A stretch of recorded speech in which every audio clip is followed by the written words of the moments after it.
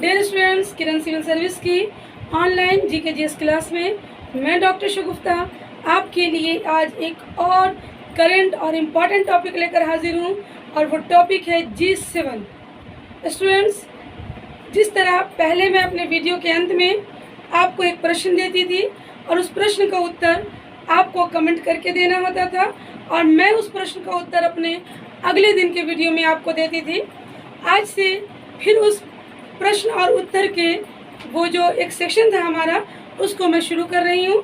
यानी कि आज जो मैं आपको पढ़ाने जा रही हूँ G7 ग्रुप्स ऑफ 7 कंट्रीज़ के जो ये संगठन हैं, इससे संबंधित एक प्रश्न वीडियो के अंत में मैं आपके लिए छोड़ दूंगी और आपको उसका उत्तर कमेंट करके मुझे देना है। स्टूडेंट्स, आज के करंट टॉपिक में मैंने चुना है G7 को। इसके पीछे एक विशेष खबर है।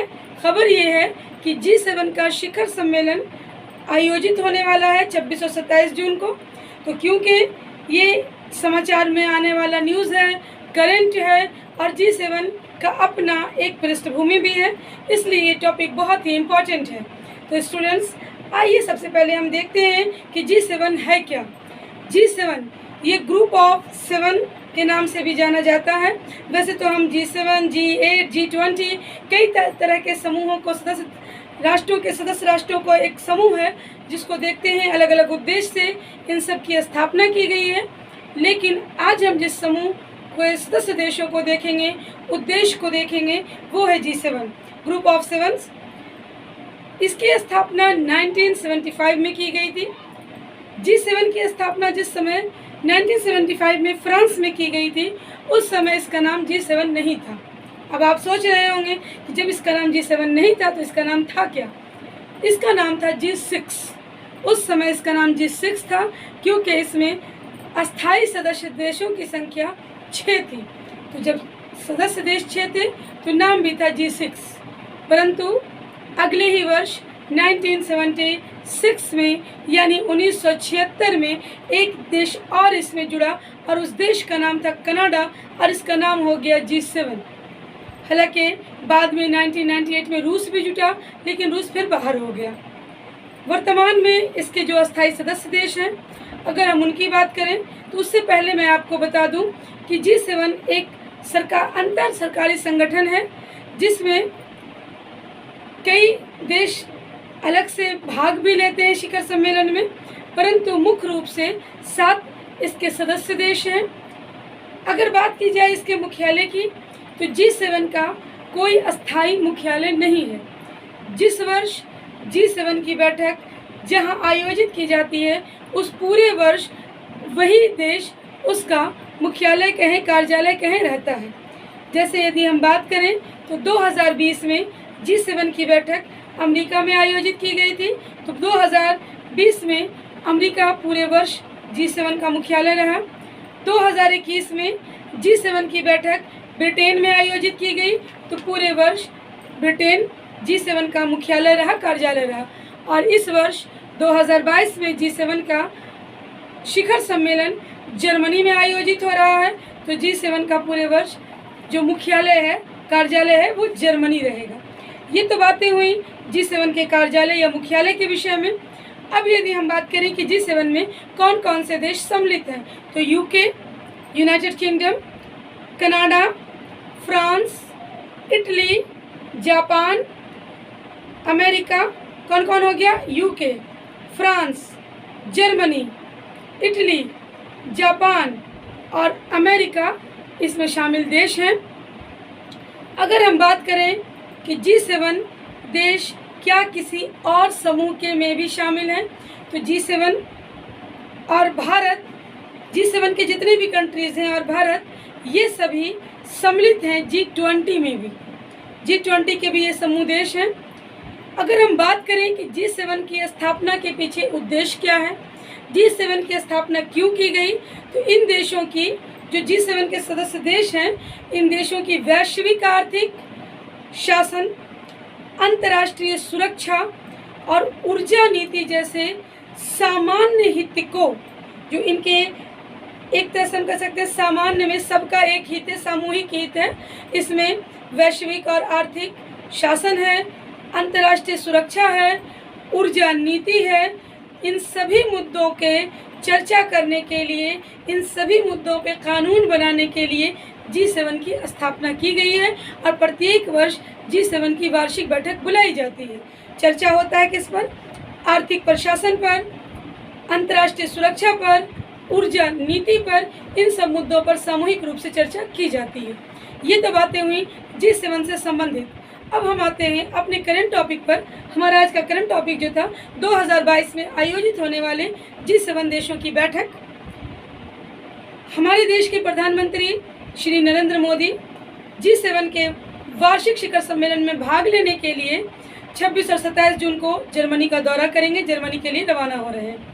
यानी कि G7 शिखर सम्मेलन का आयोजन 26 और 27 जून को जो हो रहा है, इसमें भाग लेने के लिए भारत के प्रधानमंत्री श्री नरेंद्र मोदी जी जर्मनी जा रहे हैं। पहली बात हुई। दूसरी बात कि इसमें कौन कौन से प्रमुख व्यक्ति भाग लेने वाले हैं। अगर प्रमुख व्यक्तियों के भाग लेने की बात की जाए तो अमेरिका के राष्ट्रपति जो बाइडेन प्रमुख होंगे, ब्रिटिश प्रधानमंत्री बोरिस जॉनसन, फ्रांस के राष्ट्रपति इमैनुअल मैक्रोन, कनाडा के प्रधानमंत्री जस्टिन ट्रूडो और हमारे देश के प्रधानमंत्री नरेंद्र मोदी। ये सभी लोग प्रमुख लोग हैं जो G7 शिखर सम्मेलन 2022 में भाग लेने वाले हैं। कौन कौन? फिर से ध्यान दे दीजिएगा। प्रमुख व्यक्तियों में अमेरिकी राष्ट्रपति जो बाइडेन, ब्रिटिश प्रधानमंत्री बोरिस जॉनसन, फ्रांस के राष्ट्रपति इमैनुअल मैक्रोन और कनाडा के प्रधानमंत्री जस्टिन ट्रूडो। ये प्रमुख व्यक्ति हैं जो G7 शिखर सम्मेलन में भाग लेने वाले हैं। अगर हम बात करें इस समिट की, तो इस समिट में हमारे प्रधानमंत्री नरेंद्र मोदी जिस मुद्दे पर बात करने वाले हैं वो मुद्दा है पर्यावरण, ऊर्जा, जलवायु, खाद्य सुरक्षा, स्वास्थ्य, महिला पुरुष समानता और लोकतंत्र जैसे मुद्दे पर वो अपनी विचार प्रकट करेंगे, विचार रखेंगे। मुद्दे ध्यान दीजिएगा। हमारे प्रधानमंत्री नरेंद्र मोदी जिन मुद्दों पर अपनी बातें रखने वाले हैं, विचार रखने वाले हैं, वो मुद्दा कौन कौन है? पर्यावरण है, ऊर्जा है, जलवायु है, खाद्य सुरक्षा है, स्वास्थ्य है, महिला पुरुष समानता है और लोकतंत्र है। ऐसे मुद्दों पर प्रधानमंत्री जी अपने विचार G7 की बैठक में रखेंगे। अब यदि बात की जाए कि G7 शिखर सम्मेलन क्यों महत्वपूर्ण है, तो इस वर्ष महत्वपूर्ण मुद्दों में अंतर्राष्ट्रीय सहयोग को मजबूत करने के प्रयासों के तहत अर्जेंटीना, इंडोनेशिया, सेनेगल और दक्षिण अफ्रीका जैसे लोकतांत्रिक देशों को भी आमंत्रित किया गया है। महत्वपूर्ण क्या है इस बार कि अंतर्राष्ट्रीय जो भी मुद्दे हैं सहयोग के, उन पर डिस्कस करने के लिए सदस्य देशों के अतिरिक्त जिन कंट्रीज को इनवाइट किया गया वो महत्वपूर्ण हो गए। मैंने आपको कंट्री के नाम बता दिए, अर्जेंटीना, इंडोनेशिया, सेनेगल और दक्षिण अफ्रीका। भारत तो आमंत्रित है ही और भारत भी सदस्य ना होते हुए G7 शिखर सम्मेलन में भाग लेगा। अब यदि बात करें कि हमारे प्रधानमंत्री श्री नरेंद्र मोदी जो G7 शिखर सम्मेलन में जा रहे हैं, इन्हें G7 शिखर सम्मेलन में आने का निमंत्रण किसके द्वारा दिया गया? तो प्रधानमंत्री नरेंद्र मोदी को G7 शिखर सम्मेलन में निमंत्रण देकर बुलाने वाले व्यक्ति जर्मनी के चांसलर हैं, क्योंकि ये जर्मनी में आयोजित हो रहा है। तो जर्मनी के चांसलर माननीय श्री ओलाफ, इनका नाम है ओलाफ स्कोल्ज। इनका नाम क्या है? Olaf Scholz. ये जर्मनी के चांसलर हैं। इन्होंने प्रधानमंत्री नरेंद्र मोदी को आमंत्रित किया है G7 शिखर सम्मेलन में भाग लेने के लिए। अब बात यहाँ पे एक और होती है कि जर्मनी के चांसलर जो ओलाफ स्कोल्ज हैं, उन्होंने नरेंद्र मोदी को किस वजह से आमंत्रित किया? क्यों उन्होंने निमंत्रण दिया कि आइए बैठक में भाग लीजिए? तो G शिखर सम्मेलन का यह निमंत्रण भारत को इसलिए मिला है क्योंकि भारत और जर्मनी के बीच मजबूत साझेदारी है। किस चीज़ को लेकर? उच्च स्तरीय राजनीतिक बातें, जो राजनीतिक गुट है, इसमें जर्मनी और भारत हमेशा एक तरफ रहा है। तो राजनीतिक समर्थकों की परंपरा रही है। भारत हमेशा से जर्मनी का समर्थक और जर्मनी भारत का रहा। तो इन सारी पुराने रिलेशंस को लेकर जर्मनी के चांसलर ओलाफ स्कोल्ज ने भारत के प्रधानमंत्री नरेंद्र मोदी को G7 शिखर सम्मेलन में आमंत्रित किया है अपने विचारों को रखने के लिए और भाग लेने के लिए। ये G7 से संबंधित महत्वपूर्ण बातें हुई कि G7 क्यों है, कैसा संगठन है, कब स्थापित हुआ, कौन सदस्य देश हैं, और दूसरे चरण में हमने बातें की 2022 में आयोजित होने वाले G7 शिखर सम्मेलन की। लेकिन जाते जाते आज का प्रश्न आपके लिए यहाँ देकर जा रही हूँ। आज का प्रश्न है कि G7 शिखर सम्मेलन की पहली बैठक 1975 में कहाँ आयोजित की गई थी। अगर आपने मेरा पूरा वीडियो देखा है तो आपके आंसर आपको मिल गए होंगे।